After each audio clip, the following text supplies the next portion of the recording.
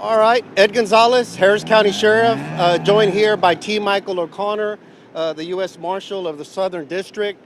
This afternoon at approximately 1:15, we had a deputy-involved shooting. We had two members that discharged their weapons. They're members of the Gulf Coast Violent Offenders Task Force under the U.S. Marshal's Office. We've been longtime members and participants. This afternoon, members of the team were looking for one serious felon offender that was possibly in and around this location. While inside, one of our members was inside the location doing some of the investigative work when the possible suspect pulled into the location. Soon after, he walked into the lobby area, and while he was in the lobby area, two other members learned that he had possibly arrived at the location or was walking in.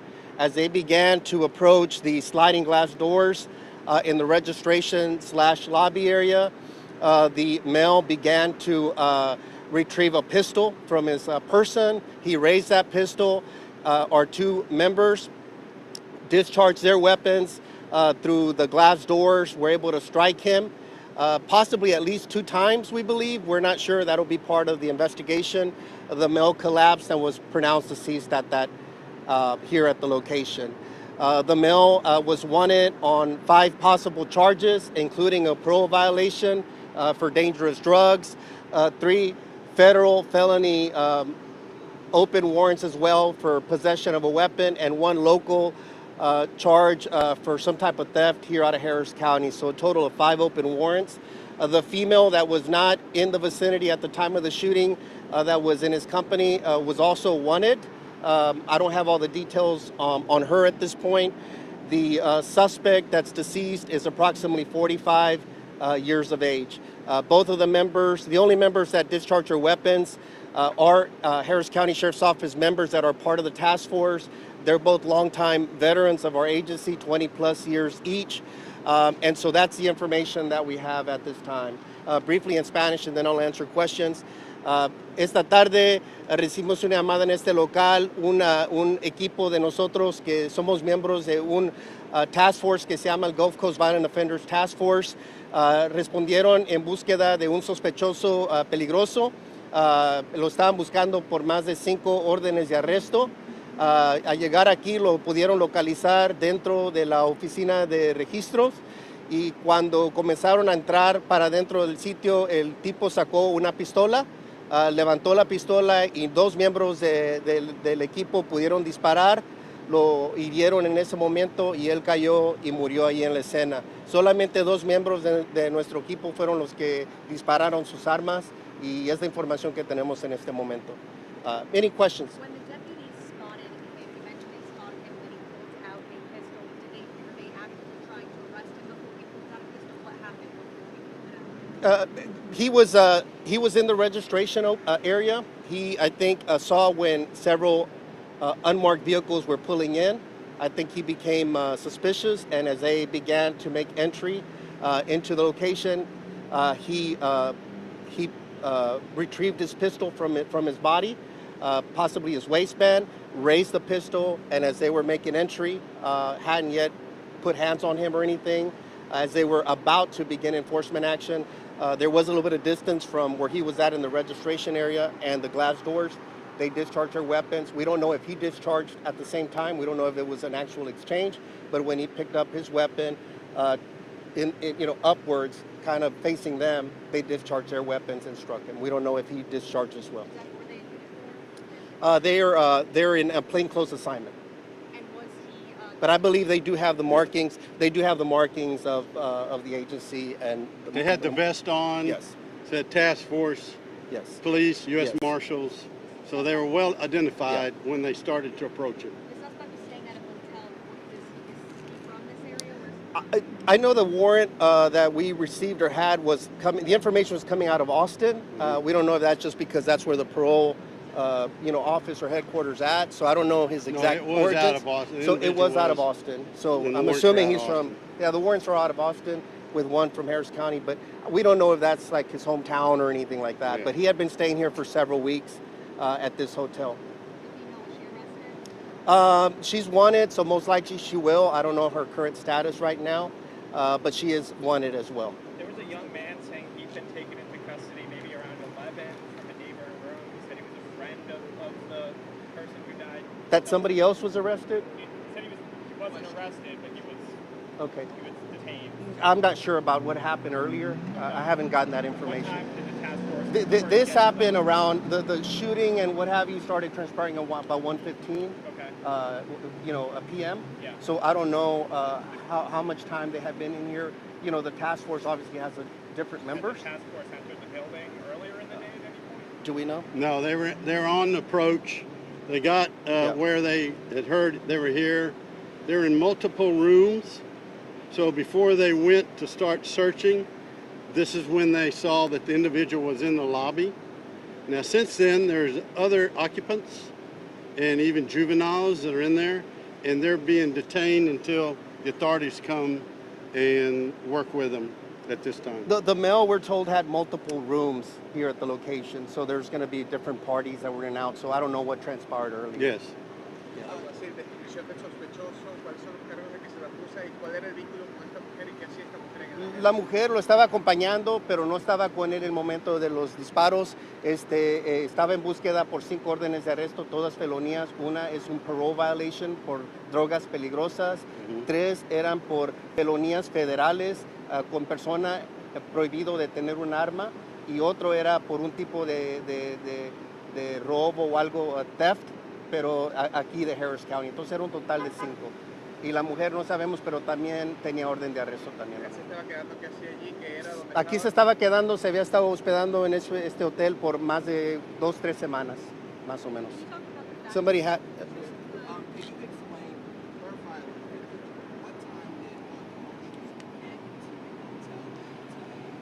I'm not sure what time they arrived earlier in lieu of the former question, but we know that approximately right after 1 or so, they were more specifically looking for this individual. They had entered, for a few into the registration office asking some questions.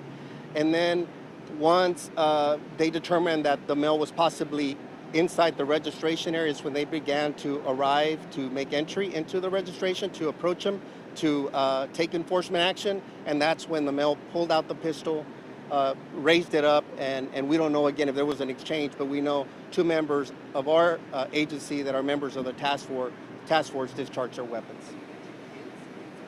Possibly in the other rooms. Yeah.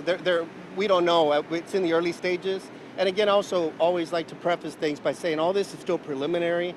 We know there's obviously a public interest, and we want to share with our media partners. But all this is still subject to investigation. The DA's office is also here. Internal Affairs will be out here for us. Our criminal investigations team is out here as well. So there'll be multiple parallel investigations. And things are always subject to change once we get more information, interview people, and conduct the investigation. But we do know he had at least 3 or 4 rooms. We don't know why he had so many or who else were in those rooms. We don't know if the kids were in danger in any way. We don't know all those things. That'll be part of our investigation. Can you talk about the deputy status? Are they what happens after shooting? Yeah, they'll be just immediately, obviously, they'll be placed on just administrative status, administrative leave for the beginning as we begin our process, investigative process, which is standard procedure with all Were they wearing officers. body cameras? They weren't. There is footage of the incident. We are working, though, to equip members that are in our task force with cameras as well. And so that's something that that has been in the works. We're still working on the legalities of that just because it's our members, but they're in a task force, a federal task force, so all that's being worked out. But there is footage of the incident. From the hotel? Yes. Well, if I may say, the sheriff deputy did an excellent job in making the decision where to confront this individual, because you just don't know what you might come up to when you go to room, being multiples, and who are the occupants. It's the worst case scenario for law enforcement. And the fact that they saw him, they had their eyes on him, on that location, they made the best call to go and approach him at this time. Yeah, it seemed that both members, looking at their initial actions, it looked like they acted very swiftly in a safe manner. they obviously, protected their lives. There was also a clerk for the hotel inside, and yet they contained everything very surgically as best as they could under the Yes. circumstances. The guy really prompted the issue, the suspect did, when he retrieved the weapon, and then that's when things transpired after that. But members of the Gulf Coast Task Force, they're an elite team. They go after the worst of the worst in our communities. There was a big presser here Yeah. recently with some amazing arrests that they had done. So they're really out there trying to find the most violent in our communities. So Yeah, we it was commend Operation the North partnership. Star. Yep. And we had a press conference with the sheriff and others in our successes of pursuing the worst of the worst. Can you talk about that? Well, good. About 5 days ago, you were here on this very same block with the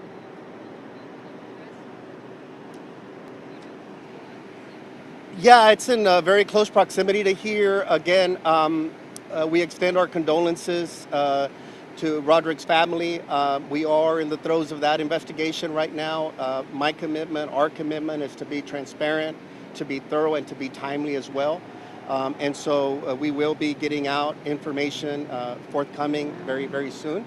And so we're just trying to make sure that we're asking our public that if anybody was there that we may have missed, that they were in their vehicles and left prior to our arrival or anything like that, that we want to make sure that we're talking to them, collecting any other evidence or video that's out there. Again, we want to be thorough, but we take all loss of life very seriously. Each situation obviously is going to be very unique. This area is our most busiest in unincorporated Harris County, so there's a lot of attention that we're placing on addressing crime out here. And our folks are doing tremendous work. They're very difficult situations. We understand the scrutiny that comes when we have to utilize use of force. Just to put it in context, this year, just our agency alone, we've had over 1 million calls for service, over 500,000 911 calls, and we've had 12 uses of force involving discharging of firearms by our deputies, 12 out of hundreds of thousands of calls for service. So, but we're going to take each one serious. The community deserves that. The family deserves that. And our team members deserve that as well. So they'll be very transparent with that. We'll be coming out with information very soon on that incident. Was this part of Operation North Star? Or is No, No. sir. No. How long were those warrants out there? I'm not sure how long the warrants themselves have. I don't know if we have any information. We just know they're 5. Again, 3 are federal felony carrying a prohibited weapon. 1 was a local one, and 1 was a parole violation for dangerous drugs. But the fact that they come on our radar, or the marshal's office, the task force, is probably because there's some serious red flags, there are concerns, and that's why we're going And I after do believe one mentioned to me, one of my deputies mentioned that some of these warrants were in the period of time of June.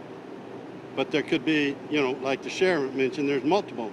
Harris County as well as, so, to be exact about it, we'd have to follow up on it. Yeah. What is can you release the man's name, the person who died? Not at this time, because as a courtesy, his family members as well. We don't know. I mean, obviously, if he is from Austin or somewhere else. Plus, we leave it up to the Harris County Institute of Forensic Sciences because they'll confirm the actual identity of the person through their process, and then we'll be able to truly confirm. We're going based on who they were searching for and the initial information we have here. But before putting out the name, we'd like to double check and confirm with the Institute of Forensic Sciences. Algo así, no sé si lo dijo, la raza quizás del sospechoso y Es la edad. anglosajón, 45 años de edad. He is a white male, 45 years of age. Thank you all. Thank you. Thank you for All being right. here. Todd.